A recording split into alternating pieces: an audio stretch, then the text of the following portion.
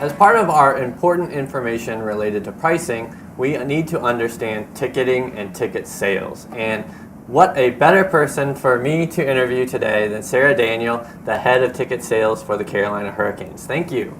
Thank you. We're going to start by just kind of talking a little bit about ticket sales and the ticket operations department here, and tell me how your department functions, as well as how you relate to box office operations and also arena operations. Okay. So when we look at ticket sales, it falls into several different buckets. We have package sales, so season tickets, half-season tickets, and partial plans, and then some smaller holiday plans and some other mini plans. We have group sales, so anybody that's purchasing 10 or more tickets, often that comes with a discount and bringing out companies, groups, schools, whoever that might be for a one-time at a game with a larger group. And then we have our existing season ticket holders or members, working with them as well. The next bucket is looking at individual tickets. A lot of those are promotion driven, walk up to the box office or buying because of a certain theme night that we might have going on. And then the final bucket is looking at our suites and premium inventory as well.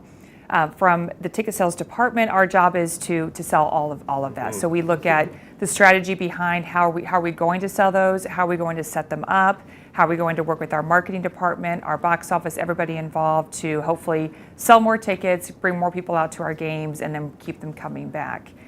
We also work hand in hand with our box office.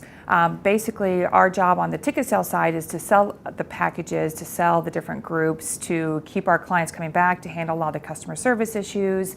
And then our box office is more, a lot of times on the administrative side. They on the back end, they set up all of the elements on the ticketing system. They will help process payments. They print and mail tickets out when needed, and also deal with some customer service issues as well.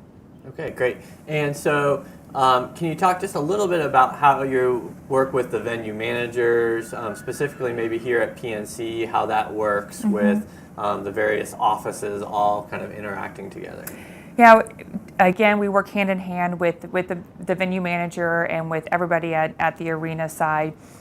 What we do is work with them as we're setting up different promotions, as we're looking at some different inventory that we might be working with, especially if we're going to make any changes to any of our inventory, meaning if we want to take a space and convert it to a party suite or a hospitality space. We work hand in hand with the venue manager to be sure that we are in compliance with everything that is needed, from security to being sure that the clearance, everything that we're meeting codes from their perspective. We also work with them when we look at just planning events. From the cane side is pretty standard day in, day out in most games, but on the concert side, we look at the setup is different every single show that comes in. And so we look at tickets, which we don't actively sell tickets to most concerts, but we do for family shows, that's where we will be selling group tickets and some special promotions through my department and ticket sales in general, as well as on the suites. That inventory changes because of the stage setup. So there might be some seats that are no longer available to sell. There might be some seats that have limited sight lines. So working hand in hand with our venue, with the box office, to be sure that we're all on the same page and that we're selling the right product to the right people at the right time. My second question is, how are prices determined? In marketing, we talk about organizational objectives, and with pricing, revenue is the number one objective that we're talking about. So tell us a little bit about how you determine price and what your pricing strategy is. A lot of data, a lot of analysis goes into our pricing strategy, and actually a lot of time, of course. We start usually 9 months in advance of the following season to determine what our pricing strategy will be for that season. We look at every single seat, every single section, every single price category to try to get an idea of what is happening, what the demand is for that seat and for that price class. We do heat maps where we overlay all the tickets that are sold through various packages, through group tickets, through individual tickets, just to have an understanding of, again, the demand in that price category and what the market will allow for that. Throughout the season, we always will have some different discounts and some different packages available as well. But again, you have to look at, as a whole, what our pricing strategy should be. And it's not always drop prices and to try to sell more. You had to look at the bigger picture and the business elements behind that. And then also you had to look at how prices relate to each other. If you're a season ticket member, you should be receiving the greatest discount on that ticket versus depending on what your plan is. So there has to be a method of lining up the investment from the client to the types of discounts and the price points that they are receiving. We also work with the league office to do some analysis as well. So they provide us some information league-wide of where we are in relation to other teams, where we should be. We also look at secondary markets to see what the value of our tickets are selling for on the secondary market. So really a lot of that information is pulled into different documents and analysis that we do to determine pricing. People that are involved in those meetings range from our CFO, our team president, our marketing folks, of course myself, our box office, and a lot of different people that have different viewpoints and different perspectives, CRM, analytics. So really a lot of people have a voice in that, and we bring it all together to make our best decisions on our strategy. Okay, great. My next question, if we look at the arena here behind us, we see a variety of different seats, and all of these seats have different pricing levels. So, and we have different users. We have people that are buying a game that's a single game ticket holder. We have mini plan holders, season ticket holders.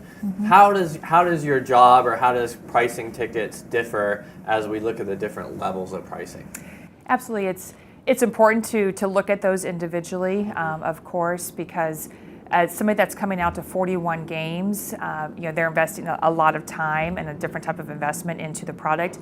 They are always the ones that we want to be sure that are receiving the best price across the board consistently. There might be some games that we have discounts on a particular game or different seating sections that might be equal to or less than a season ticket holder, but big picture, the season ticket member definitely would receive the best discount because of their investment financially as well as time with the team and their connection. So we always look at that, and then you scale it from basically the number of games to how everything is priced accordingly.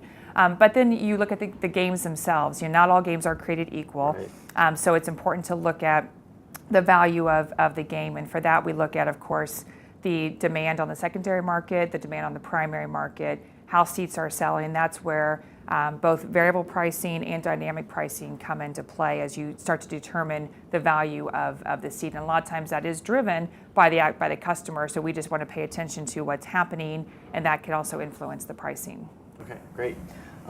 You kind of mentioned this a little bit. You talked about kind of the secondary ticket market, and I know that's important for your season ticket holders, and also how you're referencing your pricing. Can you talk a little bit about more about the secondary ticket market and how that relates to price? Absolutely, it's very important. It's kind of that, I guess, that dirty little secret a lot of times people don't want to talk about, but it's a critical piece to the ticketing business is looking at the secondary market. We have ticket partners that do manage tickets on the secondary market, so we are always looking at data on the secondary, what our tickets are selling for, how many tickets are selling on the secondary market. We have the ability, it set up where our season ticket members can post and resell their tickets through Ticketmaster, their secondary product, which is called Ticketmaster Exchange. Right. And so again, we get all of that data, so we know what is happening with all of the tickets that are going onto the secondary market, and you have to kind of balance that with our primary market. So really, it's a big piece of the business, and it's very important for us to acknowledge it, to embrace it, and to pay attention to what's happening there, because that does definitely drive decision making on our end. Okay, thank you. Great stuff. So kind of thinking about your job now and what you've done, and maybe thinking about the future. I know since I've been teaching marketing's changed dramatically, and I'm sure that's the same thing when it comes to ticket sales. Where do you see kind of the ticket sales going in the future, and how will that affect your job and overall sport and entertainment business overall? Yeah, there has been a lot of changes. I think the number one piece of that is the technology aspect of it. The use of just mobile devices. Right. You see fewer and fewer printed tickets anymore, and that's actually it's a good thing. It's very easy to manage your tickets, to share your tickets without having to try to coordinate meeting out in the parking lot beforehand to actually physically hand somebody the ticket. from our perspective, it's also wonderful because that leaves a trail of data. Right. So now I would know who is coming in our gates. Whereas before, if I physically gave you my tickets, I wouldn't know who you are. Now, if I email you or text you my tickets, now I capture your information as well. So just the biggest change is just the data and the knowledge that we are now gathering that we did not have before. So that's one thing. And just again, I think we're going to see more increased sophistication on the technology side, from using beacons and different parts of the arena to offer up an upgrade. For example, if somebody's sitting in the upper level, I can ping them and offer them, hey, if you want to upgrade your tickets into the lower level tonight, here's an offer for you. So really getting more specialized and more targeted with our messaging.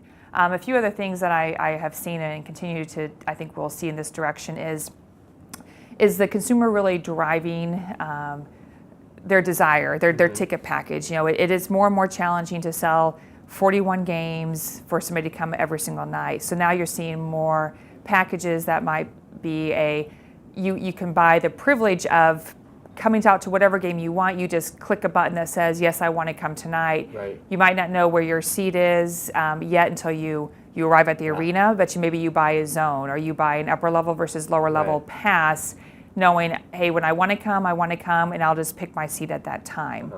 And then I would say that the third area that we're seeing more is just the all-inclusive and the communal spaces. Right. Again, it's becoming much more of a social aspect coming to the games, because you're competing with those elements being at home, or people watching games on their mobile devices, or number of means that they can now consume the product. So more and more reasons to want to try to create those spaces and those elements here at the arena, so people can come here, watch the game, but still hang out with their friends and still have that element that might be a little bit different than just sitting in a seat and just purely watching the game like a traditional fan would. Yeah.